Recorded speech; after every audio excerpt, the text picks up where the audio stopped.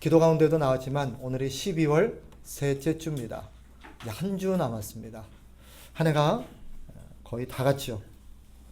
이제 우리는 지난 시간들의 아쉬움을 뒤로하고 또 새로운 한 해를 준비해야 될 때가 되었습니다. 그런데 사실 기대보다는 어쩌면 염려와 두려움이 더 클지도 모르겠습니다. 2026년도에는 어떤 일이 우리를 기다리고 있을지 아무도 모르지요. 요즘 들려오는 세상은 우리를 긴장시키기에 충분합니다. 세상이 급변하고 있다고 그러죠. AI의 등장과 이 발전이 세상을 혁명적으로 바꿔놓고 있다라고 말합니다. 이런 전문가들이 이 사태를 지켜보면서 이렇게 얘기하곤 합니다.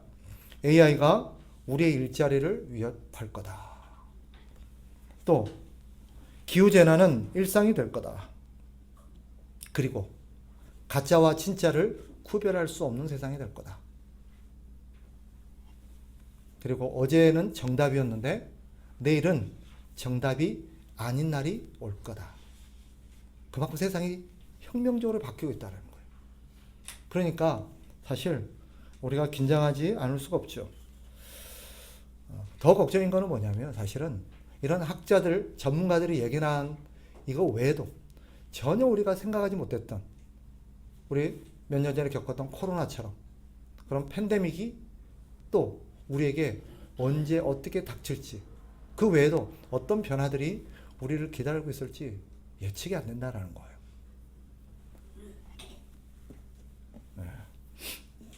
사실 항상 그런 얘기를 해왔지만 지금 우리는 앞으로 걸어갈 길이 지금껏 한 번도 가보지 않는 길, 그런 가보지 않는 시간, 살아보지 못한 환경을 살아야 될지 모르겠습니다. 이 막막한 길에서 우리는 어떻게 살아야 될까? 아마 다들 생각이 많을 줄 압니다. 그래서 사실 이런 시대 속에서 우리 성도들이 어떤 마음가짐으로 살아가야 할까? 또 2026년도를 어떻게 준비하고 대비해야 될까? 고민 가운데 오늘 말씀을 함께 나누려고 합니다. 오늘 본문은 그 대답이라고 할 수 있어요. 오늘 본문은 이스라엘 백성들 출애굽하여 요단강을 건너기를 앞두고 있는, 즉 가나안 땅 입성을 앞두고 있는 이스라엘 백성들의 상황이 우리와 흡사했습니다. 그들은 요단강 앞에 있습니다. 강을 건너면 가나안 땅이지요. 낯선 땅입니다. 그 땅에서 사실 무슨 일이 기다리고 있을지는 아무도 장담할 수 없습니다. 단지 들려오는 말은 전쟁을 치러야 하고 그 땅에는 어마어마한 거인들이 기다리고 있다라고 말합니다. 설상가상으로 요단강물은 그 어느 때보다도 불어나서 지금 넘치고 있습니다. 막막하고 두려운 상황일 수 있죠. 이때 하나님께서 여호수아를 통하여서 이스라엘 백성들에게 말씀을 주시는데 너희가 한 번도 가보지 못한 길, 한 번도 살아보지 못한 이 세상을 이제 너희는 출발해야 되는데 이 과정 속에서 너희가 반드시 유념하고 지켜야 될 원칙 3가지가 있음을 오늘 말씀해 주십니다. 즉 이제 새로운 길, 새로운 삶을 살아내야 될 이스라엘 백성들에게 주어진 3가지 원칙. 그것은 오늘 우리에게도 가슴에 새길 만한 원칙이 아닌가 싶습니다. 첫 번째 원칙, 그것은 뭐냐? 내 생각이 아니라 하나님의 말씀을 따르라 라는 것입니다. 3절에 보니까 어떤 얘기가 나옵니까? 언약궤를 보거든 어떻게 하래요? 그 뒤를 따르라 라고 말합니다. 너희 앞서 언약궤가 갈 텐데 그 언약궤를 보거든 그 뒤를 따르라 라고 3절에서 말합니다. 성경은 그 이유를 이렇게 밝힙니다. 4절을 보세요. 4절에 보니까 후반부에 이렇게 말하죠. 너희가 이전에 이 길을 지나보지 못하였음이니라. 너희는 이 길을 모른다라는 거야. 너희는 이 길을 가본 적도 없고 이 길에 너희가 무엇이 너희를 기다리고 있을지, 그 길에서 너희가 어떻게 살아야 될지 너희는 아무것도 모른다. 그러니 어떻게 하라는 거예요? 나를 믿고 내 뒤를 따르라고 말합니다. 우리가 맞이해야 될 내일도 그렇습니다. 어제의 성공 방식이 내일도 통한다는 보장이 없어요. 어제까지는 이렇게 살아왔는데 내일은 전혀 다르게 살아가야 될지도 모릅니다. 지금껏 내가 쌓아왔던 지식과 경험들이 전혀 도움이 되지 않을 수도 있습니다. 그래서 여호수아가 뭐라고 말합니까? 언약궤를 보거든 그 뒤를 따르라 라고 말합니다. 언약궤는 무엇을 말합니까? 하나님의 임재요, 하나님의 말씀을 의미하죠. 그 안에는 하나님의 말씀이 들어있습니다. 하나님, 보이지 않는 하나님을 우리에게 볼 수 있도록 주신 하나님의 형상입니다. 그러니 언약궤를 보고 따르라 라는 말은 무슨 말과 같아요? 너희는 하나님을 보고 하나님의 말씀을 따라 걸어가라 라는 것입니다. 한 번도 가보지 못한 길, 한 번도 경험하지 못한 세상을 살아가야 되는 우리에게 하나님 주신 첫 번째 원칙은 말씀을 따르라. 말씀을 따르라. 왜요? 너희는 너희가 지금 걸어가야 될 길을 모르고 있기 때문에. 오직 하나님만이 그 길을 아시기 때문에 하나님을 믿고 그 길을 따라가야 된다라고 말합니다. 그래서 시편 성도가 시편 119편 105절에서 뭐라고 말합니까? 주의 말씀은 내 발의 등이요 내 길의 빛이니이다 라고 말하는 것입니다. 무슨 의미입니까? 내가 걸어가야 될 길을 보여주시고 내가 어디로 가야 될지, 내가 그 순간에 무엇을 해야 될지 내 앞길을 비춰주는 유일한 빛 무엇입니까? 하나님의 말씀이라는 거예요. 그러니 내 판단과 경험을 내려놓고 말씀을 믿고 말씀을 따라가라는 것입니다. 말씀이 가라고 하면 가고 서라고 하면 서라는 거죠. 말씀을 따르는 길, 그 길이 가장 안전하고 확실한 길임을 여러분이 믿으시기 바랍니다. 왜요? 왜 그렇죠? 이 세상 누구도, 우리가 지금 함께 이 시대를 살아가고 있는 이 세상 누구도 한 번도 가보지 못한 길입니다. 아무리 학자들이 이런저런 견해를 내놓고 진단을 하고 예견을 해도 그들도 몰라요. 그들도 하루 앞에 무엇이 기다리고 있을지 그들도 몰라요. 왜? 못 봤으니까. 안 가봤으니까. 그런데 그 길을 아시고, 아실 뿐만 아니라 그 길을 만드시고 그 길을 다스리시는 분이 누구십니까? 하나님이십니다. 하나님은 그 길을 아세요. 그러니 하나님이 나를 믿고 내 말을 따르라고 하는 것입니다. 그럼에도 어리석은 자들은 눈에 보이는 자꾸 사람들의 말을 따르려고 하고 사람들의 의견을 따르려고 세상의 학문과 세상의 여러 가지 어떤 것들을 자꾸 의지하려고 합니다. 소경이 소경을 인도하는 꼴입니다. 성경이 우리에게 강조하고 있음을 염두에 두십시오. 불확실한 세상, 불확실한 길 앞에서 우리가 믿고 의지할 유일한 빛은 오직 하나님의 말씀뿐인 줄 믿으시기 바랍니다. 두 번째 원칙입니다. 두 번째 원칙은 뭐냐? 오늘 4절에서도 말하는 것처럼 하나님의 법궤, 하나님의 말씀과 항상 일정한 간격을 유지하라는 것입니다.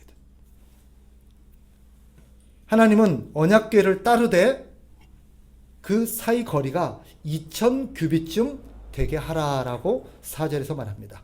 2000규빗, 미터로 따지면 대략 900m 정도 됩니다. 왜 법궤를 바짝 따르지 않고 거리를 두라고 하셨을까요? 물론 출애굽한 이스라엘 백성들이 몇 명이죠? 60만 명이 넘습니다. 성경에 따르면 60만 3,550명입니다. 그 많은 사람들이 법궤를 보기 위해서는 일정한 간격이 필요합니다. 그런데 더 중요한 이유가 있습니다. 하나님께서 여호수아를 통해서 백성들에게 하나님의 법궤와 너희 거리를 2000규빗쯤 항상 유지해라 라고 말씀하신 그 의도는 뭐냐? 결코 하나님보다, 말씀보다 앞서지 말라는 것입니다. 왜요? 인도하는 것은 우리가 아니라 하나님이시기 때문에.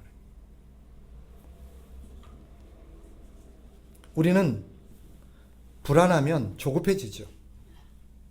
족구하다 보면 자꾸 하나님을 조릅니다. 때로는 하나님보다 자기가 먼저 앞서서 가서 하나님 앞에 제초갑니다.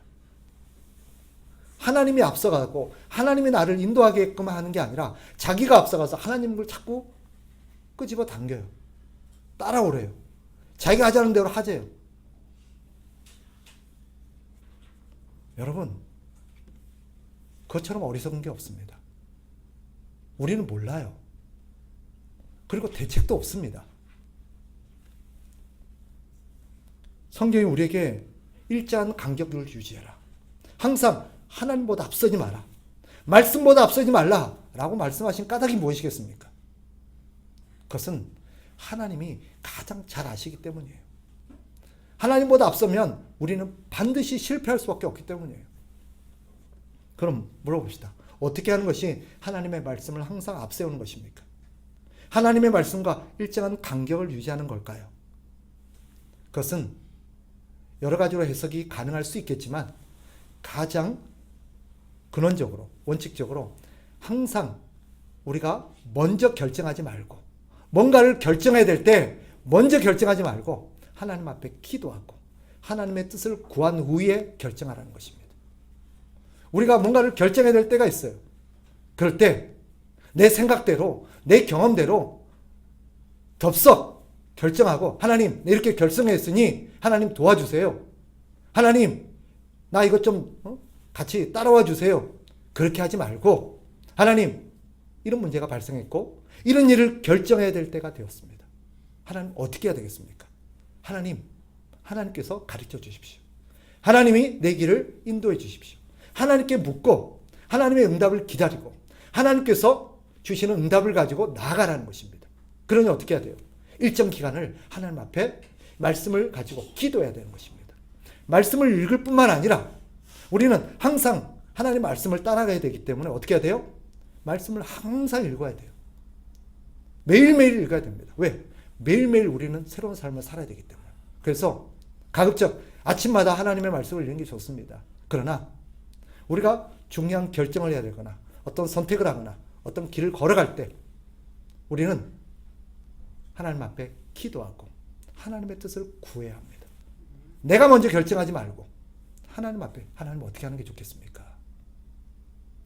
일정한 기간을 기도하고 결정하자는 것입니다. 최소한 일주일은 기도합시다. 최소한 일주일은 기도하고 하나님 앞에 하나님의 뜻을 구하고 하나님의 인도를 구하고 그리고 결정하자는 거예요. 물론 긴급할 때도 있어요. 오늘 당장 결정해야 될 때도 있어요. 그럴 때는 어쩔 수 없죠. 그러나 단 몇 시간이라도 그 순간 그 자리에서 바로 결정하지 말고 아무리 좋은 기회 같아도 아무리 우리에게 유익이 되고 아무리 내게 큰 이익이 주어진 것 같아도 그 순간 바로 결정하지 말고 잠깐만 하나님 앞에 기도하고 하나님 앞에 지혜를 구하면 하나님께서 성령을 통해서 우리의 마음을 감동하실 줄 믿습니다. 그러면 그 순간에는 옳은 것 같았는데 그 순간에는 이것이 맞는 것 같았는데 기도하다 보니까 마음이 바뀌어요. 그리고 생각지 못했던 것들이 떠오르기 시작합니다. 내가 미처 간과했던 것들이 이것도 있었네. 이것저것을 고려해 보니까 이것은 아니네 하고 하나님께서 우리를 깨닫게 하십니다. 그런데 내 생각, 내 경험, 내 지식을 믿고 이게 당장 내 판단에 좋다고 생각해서 덥석 결정하고 나면 낭패를 보게 될 것입니다. 하나님도 수습해 주지 않으실 때가 있습니다. 왜요? 그 과정을 통해서 우리에게 배우게끔 하기 위해서. 그래서 하나님께서 오늘 말씀을 통해서 분명히 주신 원칙이 뭐예요? 너희는 어떤 경우에도 말씀을 따르라. 두 번째 원칙이 뭐예요? 말씀보다 앞서지 말라는 것입니다. 이 원칙이 무너지면 우리는 비싼 대가를 치러야 될 수 있습니다. 그 사례가 성경에 나오잖아요. 하나님께서 모세를 통해서 가지 마라. 출애굽 과정 속에서 하나님께서 아니라고 말씀하신다 하는데도 아닙니다. 가겠습니다 하고 해서 자기네끼리 갔다가 전쟁에 패배하고 돌아온 경우가 우리가 보였지 않습니까? 하나님이 가지 말라고 할 때는 이유가 있는 거예요. 그럼에도 고집을 부리고 아니야 이게 맞아 하고 여러분이 가게 된다면 반드시 고배의 잔을 마실 수가 없습니다. 밖에 없습니다. 그때는 하나님도 안 도와주십니다. 그 쓴 잔을 우리가 맛보고 배워야 되기 때문에 그런 일이 없기를 당부합니다. 그래서 여러분이 2026년도 여러분이 걸어가는 길 위에서 분명한 원칙을 세우고 오직 나는 하나님의 말씀을 따라가리라.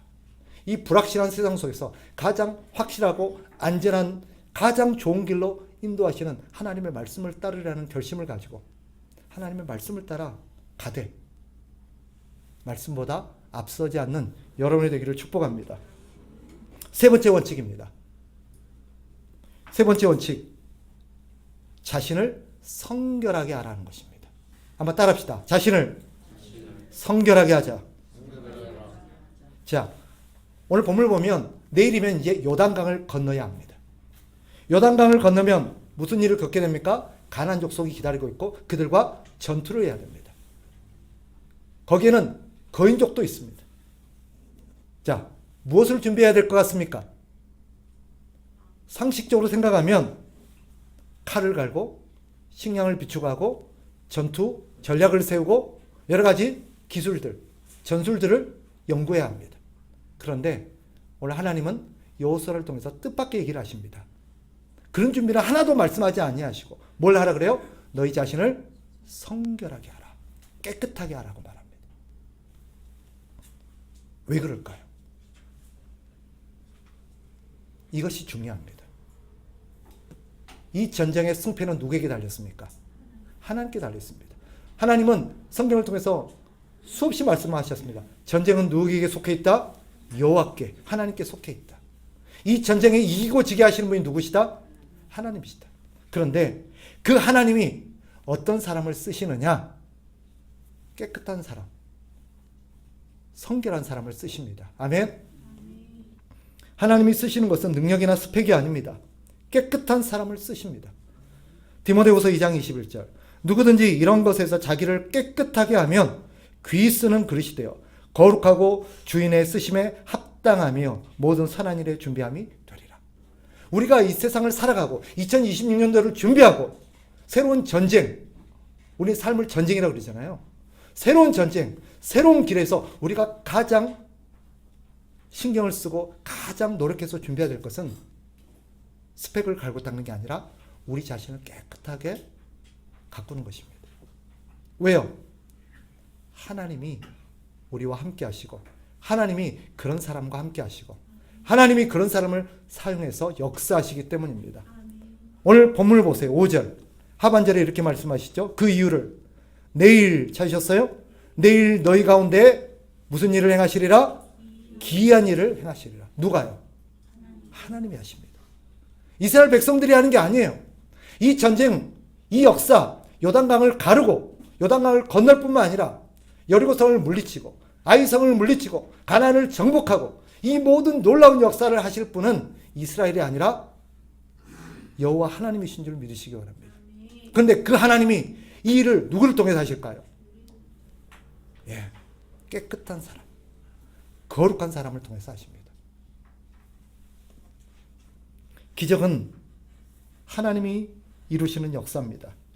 그 하나님은 그 기적과 그 놀라운 일들을 누구를 통해서 하십니까? 깨끗한 사람, 성결한 사람을 통해서 하십니다. 하나님은 거룩하신 분이십니다. 죄 묻은 손, 더러운 그릇은 쓰지 아니하십니다. 우리가 할 일은 기적을 만들어내는 게 아니라 우리 자신을 깨끗하게 닦고 준비하는 것입니다. 하나님이 언제든 쓰실 수 있도록. 이 시대에 저는 이 말씀을 준비하면서 생각합니다. 왜 옛날만큼 기적이 안 나타날까? 왜 옛날만큼 능력 있는 하나님의 사람들이 희귀할까? 물어봅시다. 오늘날 사람들이 옛날 사람들보다 공부를 못했습니까? 기회가 적었습니까? 기반 시설이 약합니까? 아닙니다. 모든 면에서 뛰어납니다. 그런데도 왜 옛날만큼 걸출한 인물들이 보이지 않습니까? 왜 옛날만큼 하나님의 놀라운 역사가 교회에서 나타나지 않고 있습니까? 사람들이 세상적 스펙과 기술과 여러 가지 외적인 것은 준비하면서도 내면의 깨끗함은 준비하고 있지 않기 때문입니다. 어쩌면 저는 오늘 하나님께서 찾으시는 교회는 유능하고 대단한 스펙을 가진 교회가 아니라 깨끗한 교회인 줄 믿습니다. 우리 교회가 2026년도 가장 신경 써서 준비해야 될 것은 우리가 깨끗해지는 것입니다. 성결해지는 것입니다. 그때 하나님께서 그 성결한 교회와 성결한 사람들을 통해서 역사하실 줄 믿습니다. 우리 개인도 마찬가지예요. 저는 특별히 우리 청년들에게 당부하고 싶습니다. 여러분을 깨끗하게 관리하십시오. 최근 추락하는 유명인들을 보십시오. 그들이 왜 추락합니까? 능력이 부족해서가 아닙니다. 자신을 깨끗하게 관리하지 못했기 때문입니다. 더럽고 추악한 과거들이 들추어지면서 사람들 보기에 눈살을 찌푸릴 만한 행실이 드러나면서 그 잘나가던 그 스펙들이 무너지는 것을 봅니다. 우리 사랑하는 청년들, 학창시절이나 젊은 시절, 싱글 시절에 자신을 깨끗하게 관리하십시오. 학창시절의 학교 폭력이나 감추어둔 허물들이 훗날 발목을 잡고 그 사람을 나락으로 끌고 들어가는 모습들 우리는 종종 보지 않습니까? 하나님은 깨끗한 사람을 쓰십니다. 깨끗한 것이 능력이라는 것을 알게 될 겁니다. 과거 로마가 전 세계를 장악하고 통치하던 시절 기독교는 핍박받고 조롱받는 변방의 이교에 불과했습니다. 그런데 로마 귀족의 남성들이 결혼할 정년기가 되었을 때 처녀들을 찾지 못해서 눈을 어디로 돌리냐면 기독교 여인들에게 눈을 돌리기 시작했습니다. 이유가 뭘까요? 물론 사회적으로 결혼 정년기에 있는 그런 처녀들을 찾기도 그렇게 많지도 않았습니다. 여러 가지 역사적인 이유 때문에. 그런데 또 하나의 중요한 이유가 있었습니다. 그 시대 순결한 여인을 찾아보기가 어려웠다라는 것입니다. 여인들이 얼마나 도덕적으로 성적으로 문란하고 부패했는지 순결한 처녀를 만나기 어려웠다는 거예요. 그래서 귀족들이 순결한 깨끗한 자손을 얻기 위해서 어디로 눈을 돌렸냐면 기독교 처녀들에게 눈을 돌렸습니다. 그래서 수많은 기독교 여인들이 귀족들의 아내가 되는 그런 일들이 발생했습니다. 결국 이것이 무슨 일을 만들어낸 줄 아십니까? 로마를 기독교 국가로 만들어버렸습니다. 로마를 기독교 국가로 만든 것은 대단한 능력을 가진 남성들이 아니었습니다. 혁명도 아니었고 싸움도 아니었습니다. 바로 순결한 여인들이었습니다. 그 여인들이 로마를 바꿔놓았습니다. 여러분, 사랑하는 우리 청년들, 자신을 깨끗하게 관리하십시오. 시대가 타락하고 시대가 악해질수록 깨끗한 청년들, 깨끗한 사람들이 얼마나 귀한 것인지가 더 드러나게 될 겁니다. 저는 앞으로 우리 시대 가장 강력한 무기는 깨끗함이라고 생각합니다. 청결한 사람, 청렴한 사람, 자기 관리를 잘한 사람, 이런 사람이 오히려 더 강한 경쟁력을 가지는 그런 시대가 반드시 올 거라고 믿습니다. 그러니 우리 사랑하는 청년들, 자기 자신을 깨끗하게, 뒤에 발목 잡힌 일이 없도록 자신을 잘 관리하시기를 당부합니다. 하나님이 만약에 여러분이 그렇게 자신을 잘 가꾸고 준비하신다면 반드시 기회를 주실 겁니다. 왜? 하나님이 찾으신 사람은 스펙이 좋은 사람이 아니라 깨끗한 사람. 하나님 나를 언제든지 쓸 수 있도록 자기를 청결하게 가꾼 사람일 것이기 때문입니다. 말씀을 정리하겠습니다. 사랑하는 성도 여러분, 우리는 2026년을 앞두고 있습니다. 2026년이라는 시간은 바로 이스라엘 백성들 앞에 있는 요단강과 같고 가나안 땅과 같습니다. 아무도 가보지 않는 길이고 아무도 경험해보지 못한 그런 길입니다. 두려울 수 있고 걱정이 앞설 수도 있습니다. 그러나 하나님은 길을 만드십니다. 하나님이 길을 예비하고 계십니다. 그 하나님을 믿으시기 바랍니다. 하나님은 그 길을 아실 뿐만 아니라 그 길을 만드셨고 하나님은 새로운 길을 만들고 계십니다. 우리가 해야 될 것은 그 하나님을 믿고 하나님의 뒤를 따라가는 것입니다. 그 하나님을 따를 때 우리가 기억해야 될 세 가지 원칙. 첫 번째가 무엇입니까? 오직 하나님의 말씀을 믿고 따르라는 것입니다. 두 번째 원칙은 그 말씀을 따르되 결코 말씀보다 앞서지 말라. 항상 기도하고 일정한 시간을 갖고 하나님께 결정하도록, 하나님이 그 일을 앞서 일하시도록 준비할 시간을 드리라는 거예요. 그러면 하나님이 우리 앞서서 준비하고 계실 줄 믿습니다. 세 번째, 하나님은 그 길에서 놀라운 역사를 이루어서 우리를 사용할 줄 믿습니다. 그러려면 우리 자신을 깨끗하게 준비해야 될 줄 믿습니다. 우리가 해야 될 것은 우리 자신을 깨끗하게 관리하시기 바랍니다. 그래서 특별히 우리 교회 청년들, 특별히 우리 교회 이 다음 세대가 하나님 앞에 순결하고 청결한 깨끗한 그리스도의 신부 같은 자들이 되어서 하나님 앞에 귀하게 쓰임받는 그런 날이 오기를 축복합니다. 여기 있는 우리 모두가 하나님 앞에 깨끗한 그릇으로 귀하게 쓰임받는 그런 성도들 되시기를 주님의 이름으로 축복합니다. 기도합시다.